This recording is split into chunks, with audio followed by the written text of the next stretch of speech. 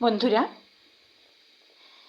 এই যে পিঠাটা এখন গুড়ের ভিতরে একটা বলক উঠছে, এটা আমি এখন চুলা নিভিয়ে দিব। 5 মিনিট রেস্টে থাকার পর আমি দুধ মিক্সচার করব এবং প্যাকেট দুধ মিক্সচার করব।